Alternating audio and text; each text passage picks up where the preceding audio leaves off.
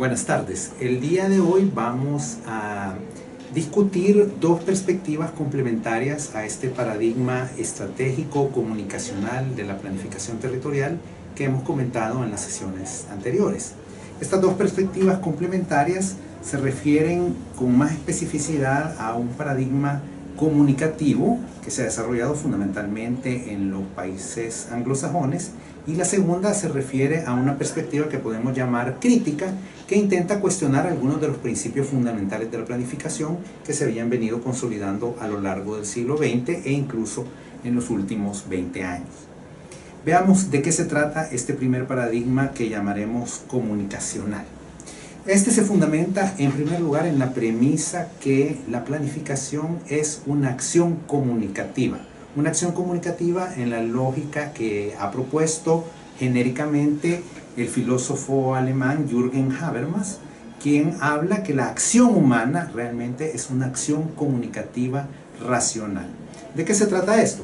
Se trata de considerar que los seres humanos realmente desarrollamos nuestra práctica en general a partir de un intercambio de información y que podemos llegar a una racionalidad en nuestros procesos de toma de decisiones, de discusión con otros actores a partir de un determinado contexto de comunicación que ofrezca condiciones, dice Habermas, de igualdad entre los participantes en el acto comunicativo.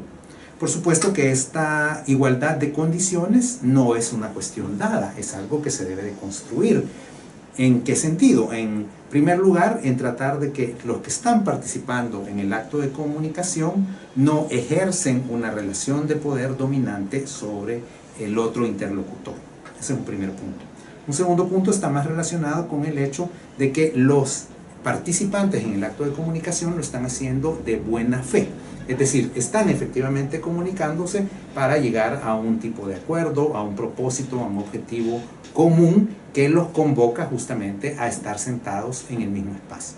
Un tercer elemento es más la idea de tener una mesa equilibrada, es decir, que en las condiciones de ese espacio de comunicación o de intercambio, los interlocutores, los participantes tienen unas condiciones similares, es decir, similares en términos de conocimientos, similares en términos de recursos, similares en términos del manejo que tienen de la situación que se está debatiendo o discutiendo.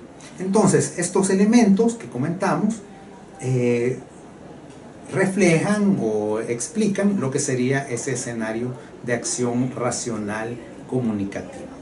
Ahora bien, ¿cómo se traslada esto a la disciplina de la planificación? Esto sucede realmente en un periodo hace relativamente poco tiempo, vamos a decir en los últimos 20 años, prácticamente en el siglo XXI, cuando en el mundo anglosajón, fundamentalmente en Estados Unidos o en Inglaterra, se comienza a darle mucha importancia al hecho que la planificación debe asemejarse a este escenario de comunicación. ¿Qué significa esto? Pues tiene implicaciones diversas. En primer lugar, se trata de que el planificador deja de ser aquel técnico que, sobre todo en el paradigma moderno de la planificación, se veía como un especialista con conocimiento neutro y amplio sobre la situación en la que pretendía intervenir, y se convierte más en un facilitador de procesos junto al resto de actores. Y aquí viene un segundo cambio importante, porque los productos de la planificación en este paradigma dejan de ser productos de los mismos planificadores y son producto más bien de los actores que están participando en el proceso de planificación comunicativa. Esto, por supuesto, tiene otras consecuencias de cara a la práctica profesional, porque significa que los planificadores van a desarrollar más que sus capacidades técnicas y de conocimiento científico, digamos, sobre las situaciones que están abordando, más bien van a privilegiar el desarrollo de sus capacidades para facilitar procesos de negociación, de discusión, de diálogo, o para levantar, se dice, los intereses de los actores que están involucrados. Por supuesto que los actores que están detrás de este planteamiento, por ejemplo el estadounidense John Forrester, reconocen claramente que aquella situación ideal propuesta por Habermas, que presupone las condiciones de las que hablábamos en un principio, no es la situación que vamos a encontrar en la realidad. Es decir, no todos los actores, en primer lugar, van a tener iguales capacidades, no va a estar la mesa necesariamente equilibrada, o no necesariamente todos van a acudir de buena fe al espacio, digamos, de negociación o de comunicación. Entonces, dice Forster, los planificadores están llamados a construir esas condiciones para que el acto comunicativo pueda adquirir ese carácter racional que comentamos. ¿Qué significa esto entonces? Y aquí empieza a tener unas derivaciones que podríamos llamar de compromiso social o incluso de carácter ético para la planificación.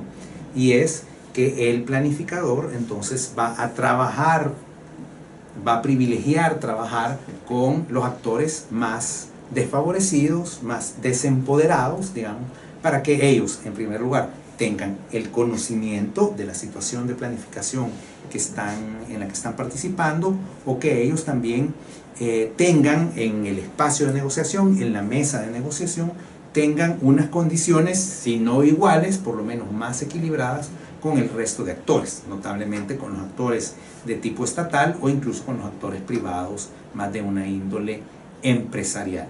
Entonces, aquí vemos que hay estos dos cambios profundos. En primer lugar, esa idea de que el producto de planificación, el plan que hablábamos antes, no es el producto del trabajo de los planificadores. El plan es el trabajo de los actores en el territorio.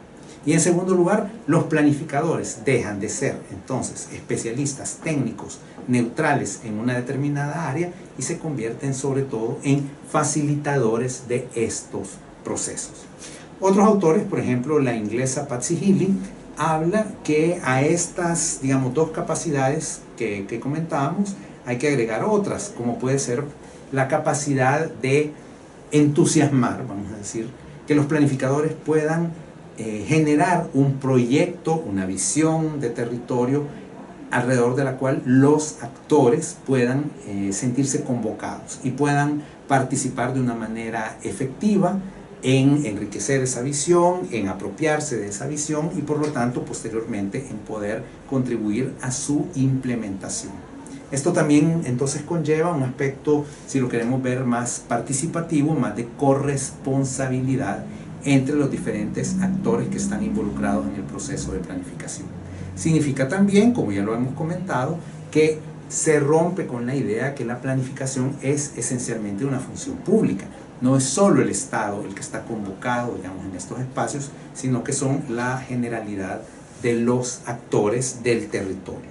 Por supuesto, también estos autores nos van a insistir en que los planificadores deberán tener la capacidad de identificar en el territorio adecuadamente quiénes son los actores convocados a este proceso de negociación, de comunicación, de discusión que resulta fundamental pues, para la planificación. Incluso Healy va a agregar otro par de capacidades. Ella va a decir, los planificadores, además de poder proponer una visión que entusiasme a los actores, también deberían de ser capaces de tener un criterio de priorización y que ella vincula mucho, digamos, a una cierta responsabilidad política, porque los diferentes actores del territorio van a tener prioridades distintas sobre qué es lo que pueden o debe hacerse en su territorio. Y el planificador puede asumir la responsabilidad de contribuir a priorizar, porque no será posible realizarlo todo, porque muchas veces esos diferentes intereses de los actores pueden ser contradictorios, o porque no hay suficientes recursos para atender todas las demandas que pueden plantearse de parte de los actores territoriales. Por lo tanto, el planificador contribuirá a tomar esa decisión que implica una responsabilidad importante en qué se debe priorizar. El otro elemento que Healy recuerda que es fundamental y que es de hecho reivindicar de alguna forma la tradición original de la planificación es que ella asemeja todos estos procesos al proceso de diseño. Ella dice, el planificador no puede perder la capacidad de diseño que en principio se había heredado originalmente desde disciplinas como puede ser la arquitectura, el paisajismo, el diseño urbano. ¿Por qué? Porque la visión del territorio, los intereses también de los actores terminan expresándose en algún tipo de propuesta de diseño que debe de poderse plasmar. Y el planificador, esa capacidad técnica, si la queremos ver así, de diseño, la debe de poder seguir manejando. Entonces ahí vemos ese paradigma comunicacional que adquiere mucha fuerza. No se trata ya tanto de proponer entonces una teoría de la planificación, sino que esto tiene que ver más con un proceso, con la manera de hacer planificación. Vamos ahora a la segunda perspectiva, que llamamos una perspectiva más bien crítica. La perspectiva crítica pues hereda también de una tradición importante dentro de la planificación, pues que tenía que ver con el cuestionamiento de que la planificación en el fondo no incide sobre los procesos medulares que configuran el territorio. El territorio se configura como es, no porque los planificadores o los planes lo definan de una cierta forma, sino porque hay fuerzas en la sociedad, notablemente las fuerzas de tipo económico, que moldean el territorio de una cierta manera. Y por lo tanto, la planificación debe de reconocer, para no ser cómplice, de esta situación. Una situación entonces donde son las fuerzas económicas las que están moldeando la forma en la que el territorio se constituye. Recordaremos entonces en sus antecedentes originales, por ejemplo, el caso de Lefebvre, este filósofo francés que denuncia al urbanismo, digamos, en este planteamiento, como una ideología. El urbanismo lo que está haciendo realmente, decía Lefebvre en los años 70, es encubrir las fuerzas del capitalismo, que son las que le están dando realmente forma a la ciudad.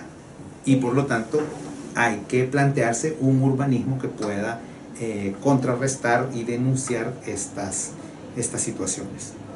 De alguna manera también el planteamiento original de autores como David Harvey, un geógrafo inglés, también desde finales de los años 70, era justamente hacer ver que el proceso fundamental de configuración del territorio y de la ciudad, más específicamente, está vinculado al flujo del capital. Es el flujo del capital en su movimiento, de hecho de escala planetaria, pero con aterrizajes específicos en determinadas ciudades o en determinados territorios, es el que configura realmente el territorio tal cual lo experimentamos. Entonces, la planificación tiene una función realmente que puede ser o de facilitación de esos flujos de capital y de su expresión en capital físico, es decir, en elementos construidos en el territorio, de esa, como decía también Lefebvre, de esa producción social del espacio, pero que no es realmente social, sino que es producto del flujo de capital, fundamentalmente. Puede tener una función de facilitación o puede tener una función, digamos, más crítica, más de resistencia a cómo se dan esos procesos. Porque a la par de esos procesos más bien capitalistas y económicos, también se reconoce que hay unos procesos más de índole social, es decir, que hay un trabajo de las comunidades, de los hogares, de las familias, que también van transformando el espacio. Claro, lo transforman en una escala más pequeña, más en el entorno inmediato, digámoslo así, de su vida cotidiana, pero que después de todo pues también es relevante para la sociedad. Entonces, en ese marco, Harvey invita nuevamente a quienes están involucrados en la planificación a que puedan desarrollar más bien una práctica orientada hacia la liberación, hacia la resistencia en contra de esas fuerzas más capitalistas. Ahora bien, este planteamiento crítico, entonces, ¿qué nos dice en términos del proceso de planificación y de la práctica de los planificadores? Probablemente abundan menos o desarrollan menos estos temas.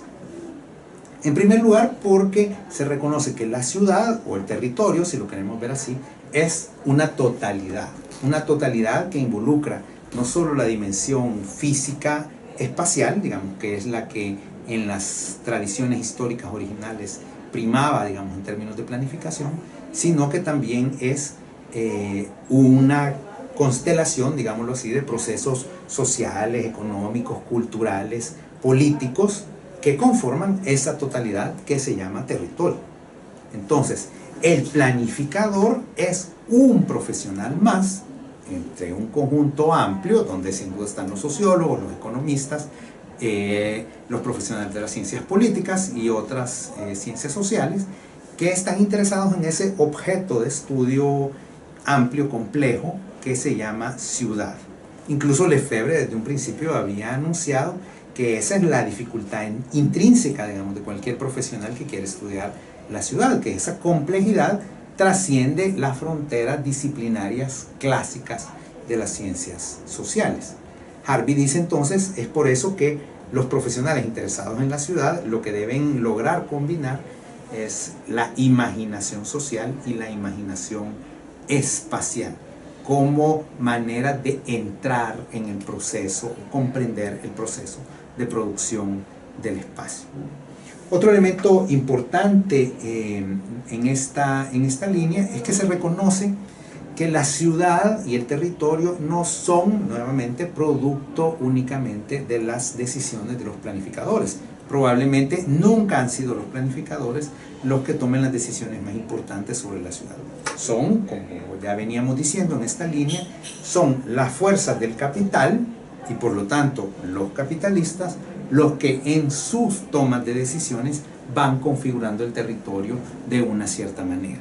Y como decíamos, entonces la planificación o facilita estos procesos, que es lo que los autores denuncian, digamos, como una complicidad, o prestan algún tipo de resistencia, digamos, a un proceso que simplemente lo que hace es facilitar el flujo de capital y su expresión en el territorio. De hecho, Lefebvre entonces nos decía desde los años 70 que lo que había que ser un urbanismo que al mismo tiempo fuera teoría, pero que fuera práctica sobre todo, en el proceso que él llama de transducción del urbanismo. Es decir, poder desarrollar una disciplina que fuera, por una parte, una teoría que tiene que ver con esa comprensión de la ciudad como una totalidad, pero que al mismo tiempo fuera una práctica. Y esto es importante porque nos está recordando la planificación no es simplemente una disciplina teórica, es y debe ser una disciplina práctica. Es decir, que hace algo en la ciudad o en el territorio, lo transforma o incide en su transformación para reflexionar luego sobre esas transformaciones y volver a entrar en la práctica. Eso también nos parece una reivindicación importante, digamos, en esta lógica. Un poco elaborando sobre estas dimensiones, sobre los planteamientos que autores entonces como Harvey o Lefebvre habían hecho ya desde los años 70, queremos también destacar la figura de un planificador danés llamado Bert Flyberg, que nos plantea sobre todo la relación entre planificación y poder. Y nos dice, tal vez no es tanto como Harvey nos decía, solo las fuerzas del capitalismo las que configuran el territorio, sino que el territorio está configurado a partir de las relaciones de poder que se dan dentro de él. Y ese poder puede expresarse de muchas maneras, una de las cuales, una de las clásicas, ¿verdad?, tiene que ver con el poder económico, sin duda, pero que no es la única.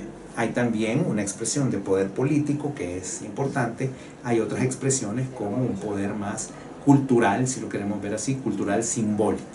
Entonces, si se da esta configuración a partir de relaciones de poder, la planificación lo que debe hacer es cuestionarse su relación con el poder. Y dice Flyberg que la planificación ahí está en franca desventaja, porque la planificación no le puede presentar ninguna alternativa al poder constituido. Es decir, si el poder constituido es un poder económico, el poder económico no va a entender, ni tiene por qué entender, las razones del poder, que en todo caso puede ser técnico, de la planificación. La planificación lo único que ofrece es, en todo caso, una especialidad en un área de conocimiento. Pero el poder económico o el poder político no tienen por qué prestarle gran importancia al poder del conocimiento. El poder del conocimiento puede en todo caso servir como una fuente de legitimación. Pero ahí es donde él mismo explica que el poder históricamente en la humanidad, el poder incluso ha sido capaz de producir su conocimiento. Es decir, a través de procesos de racionalización, el poder es capaz de explicar sus acciones. Y ante ese poder, el conocimiento técnico no puede hacer gran cosa. Claro, es una visión como bastante fuerte, digamos, y que de alguna manera cuestiona a fondo lo que entendemos como planificación y las oportunidades de planificación en el territorio, pero que nos parece importante justamente para poder reivindicar o recordar el rol de la planificación en el marco de relaciones sociales más amplias, y donde efectivamente el poder económico o el poder político tienen incluso unas potencialidades más amplias que las que el conocimiento que está en la planificación podría tener.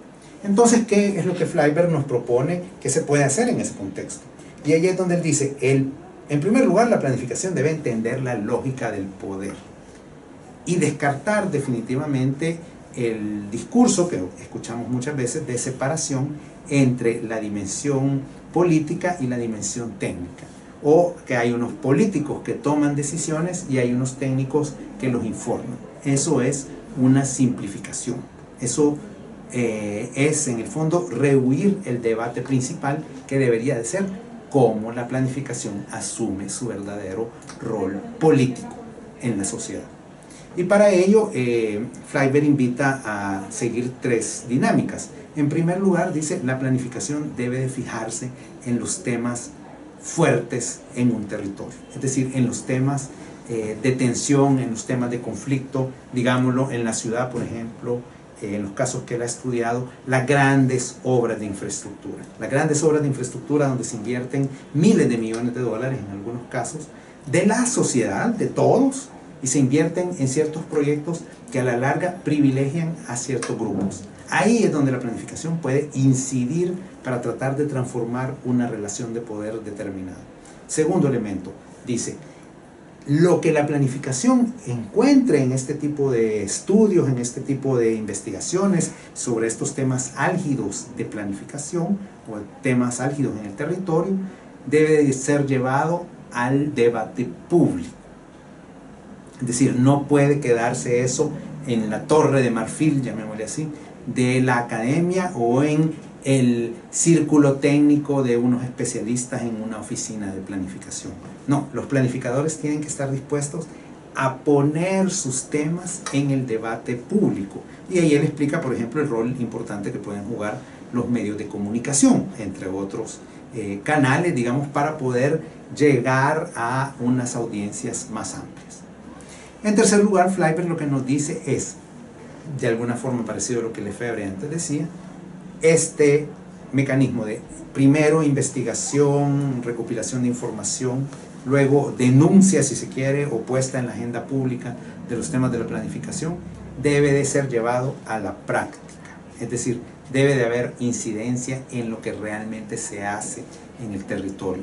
Y en ese sentido él invita también a que esa incidencia los planificadores deben buscar hacerla junto a otros actores, obviamente, y donde piensa, para alejarse de los poderes constituidos históricos, se debe de trabajar fundamentalmente con grupos comunitarios, grupos de familias residentes en determinados barrios, que son quienes pueden intentar pues ofrecer una resistencia al poder constituido. Entonces, como vemos en este panorama, el debate contemporáneo va más allá de la técnica de la planificación, ya sea en la perspectiva comunicacional o en esta perspectiva crítica. Se reivindica el papel más activo del planificador en una dimensión que podríamos denominar genéricamente una dimensión política, es decir, la relación del planificador con el resto de los actores de la sociedad. Otro elemento en común entonces que aparece aquí es que el planificador debe poder desarrollar sus capacidades comunicativas, comunicarse con otras audiencias, relacionarse con otros actores para que efectivamente su disciplina adquiera la relevancia social que amerita. Entonces, con esto vemos cómo el panorama históricamente de la planificación se ha venido desarrollando, y quedamos para seguir discutiendo cómo todo esto puede tener una determinada expresión en temas que en El Salvador pueden ser también muy relevantes, como vamos a ver, que serán temas como el de la movilidad, el de la vivienda, el de la igualdad de género, el tema del desarrollo económico u otros que justamente contribuyen a darle a la planificación la relevancia que estamos discutiendo. Muchas gracias.